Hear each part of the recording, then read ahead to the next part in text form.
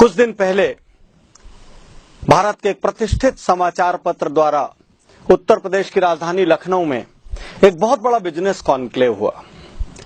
उसमें मुझे उन्होंने उत्तर प्रदेश के 400-500 उद्योगपतियों को प्रेरित करने के लिए, मोटिवेट करने के लिए, बिजनेस की नई राह दिखाने के लिए बुलाया। बहुत सारे लोग मेरे बिजनेस प्रोग्राम्स में हिस्सा लेते हैं, बिजनेस कन्वेंशंस में मुझे बोलने को बुलाते हैं, क्योंकि मैं लोगों की बेड़ियां तोड़ता हूं, मैं लोगों की सीमाओं को बड़ा करता हूं। वो यदि अपना व्यापार 10 लाख तक सोचते हैं तो मैं उनको बताता हूं वो 1 करोड़ कैसे हो सकता है, और 1 करोड़ तक सोचते हैं तो मैं बताता हूं 25 करोड़ कैसे हो सकता है, और 25 करोड़ वालों को बताता हूं 100 करोड़ कैसे हो सकता है। इसके लिए हमने 1 दिन, 2 दिन, 10 दिन ऐसे अनेक प्रोग्राम डिजाइन किए। तो उस दिन एक अद्भुत वाकया हुआ। प्रोग्राम के बाद क्वेश्चन आंसर सेशन चल रहा था। उत्तर प्रदेश के माननीय मुख्यमंत्री श्री अखिलेश यादव जी, केंद्रीय मंत्री श्री कलराज जी मिश्र आदि प्रतिष्ठित लोग भी उस प्रोग्राम में थे। तो जब मेरा सत्र था, मेरे सत्र के बाद क्वेश्चन आंसर शुरू हुआ, एक व्यक्ति मुझसे खड़े होकर कहता है, पाटनी साहब ज्ञान देना बहुत आसान है, आप ज्ञान तो दे दिए, हमने खूब तालियां बजा दी, ज्ञान देना बहुत आसान है सर, उत्तर प्रदेश की जो परिस्थितियां हैं उसमें आप व्यापार करके दिखाइए तब जाने। और मैंने उसको जो उत्तर वहां दिया, वो उत्तर हर ऐसे प्रश्न करने वाले को मैं देता हूं। साथियों, क्या परिस्थितियां ही वाकई जिम्मेदार होती, हम कहां पहुंचेंगे? क्या हमारे आसपास जो हो रहा है वही जिम्मेदार होता है, हम कहां पहुंचेंगे? तो फिर मैं आपसे एक प्रश्न करना चाहता हूं। एक क्लास में एक जितने बच्चे होते हैं, वही टीचर सब बच्चों को एक जैसा कोर्स पढ़ाती है, एक ही बुक होती है, एक ही टेबल, एक ही चेयर, एक ही दीवार, एक ही छत, सब कुछ एक जैसा होता है, एक ही घंटों के लिए स्कूल लगती है, उतने ही दिन स्कूल लगती है, वैसे ही क्वेश्चन पेपर सेट होता है, वैसे ही आंसर चेक किए जाते हैं। ऐसा क्या होता है कि उसी क्लास में से समान परिस्थितियों के बीच एक डॉक्टर, एक इंजीनियर, एक सीए, एक वकील निकल जाता है, वहीं से एक आम आदमी निकल जाता है, उसी क्लास से एक क्रिमिनल निकल जाता है। एक माँ अपने 3 या 4 बच्चों को एक जैसा पालती है, एक जैसा पोषण करती है, एक जैसे कपड़े दिलाती है, एक जैसा खाना खिलाती है, एक चक्की का आटा खिलाती है, रात को एक साथ सुलाती है, उतना ही प्यार करती है। ऐसा क्या होता है? उन्हीं में से एक बच्चा बड़े होकर माता पिता के लिए गर्व का कारण बन जाता है, और दूसरा बच्चा माता पिता के लिए शर्म का कारण बन जाता है। यदि परिस्थितियां ही जिम्मेदार होती तो उन चारों बच्चों को एक जैसा होना चाहिए था। यदि परिस्थितियां ही इंसान की दशा, दिशा, भविष्य और वर्तमान तय करती तो एक क्लास में पढ़ने वाले 40 के 40 बच्चों को एक जैसा होना चाहिए। लेकिन ऐसा नहीं होता, क्योंकि सिर्फ परिस्थितियां फैसला नहीं करती। हमारे अंदर जो सेंसर है, हम तय करते हैं कि समान परिस्थितियों में हम कितनी तरक्की करेंगे।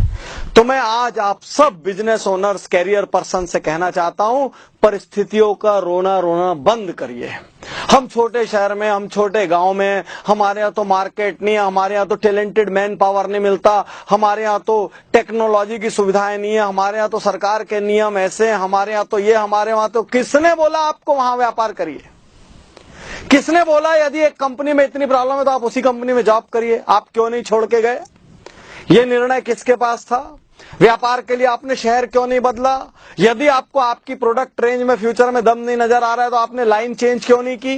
किसके पास थे सारे निर्णय? सारे निर्णय हर वक्त आपके पास रहे। इस सच्चाई को कहने में मुझे यहां पर कोई उज्र नहीं है कि जीवन की सारी चॉइसेस आपके पास थी।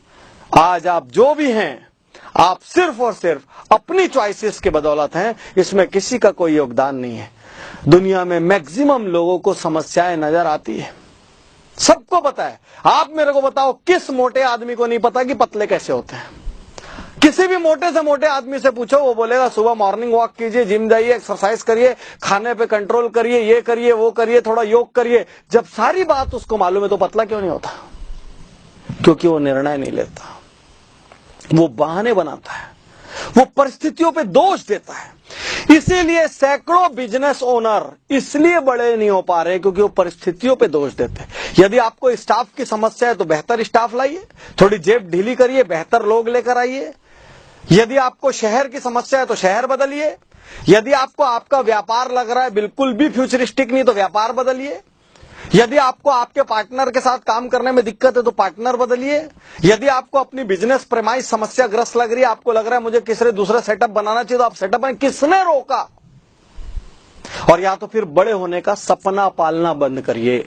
दोनों काम एक साथ ना करें। एक तरफ तो बड़े होने का सपना पाल के रखें और दूसरी तरफ निर्णय भी नहीं लेना है। ये दोनों काम एक साथ मत करिए। या तो निर्णय लीजिए और या तो सपना छोड़िए, बीच में मत रहिए।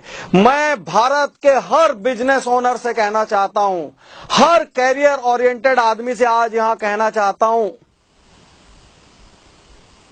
कि निर्णय लीजिए, बहाने मत बनाइए। और यदि आपको कोई भी सपोर्ट सिस्टम चाहिए तो हमारे जैसे लोग बैठे हैं। आप YouTube में मेरे उज्जवल पाटनी के चैनल पे जाइए, मेरे व्याख्यान देखिए। आप मेरा मोबाइल ऐप उज्जवल पाटनी डाउनलोड करिए। हर हफ्ते मैं आपके घर पहुंचूंगा फ्री में आपकी चार्जिंग करने के लिए।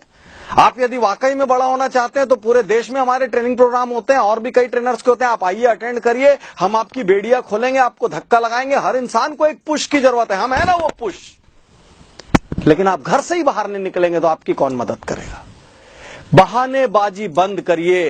ये सिर्फ आपका जीवन है और इसकी 100% जिम्मेदारी लीजिए साथियों। नहीं तो मैं कहना चाहता हूं, जब जीवन आगे निकल जाता है और पीछे पलट के देखते हैं ना, बहुत अफसोस होता है। बहुत अफसोस होता है कि जब सही निर्णय लेने का वक्त था तो निर्णय क्यों नहीं लिया। बहानेबाजी बंद करिए। अपनी समृद्धि की, अपनी सफलता की जिम्मेदारी लीजिए। शुक्रिया, धन्यवाद, थैंक यू।